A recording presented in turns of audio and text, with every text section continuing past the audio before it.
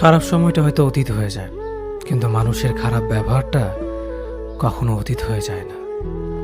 শুধু নিজে থেকে কথা বলা বন্ধ করে দেখো, দেখবে অনেক আপনজন বড় হয়ে যাবে। আসলে কেউ আপন হয় না। যারা তোমার ক্ষতি চায় তাদের আঘাত করবে না, তাদের সামনে একটু হাসি মুখে বাঁচবে। দেখবে তুমি আঘাত করলে যা কষ্ট পেত, ওরা তার থেকেও বেশি কষ্ট পাবে।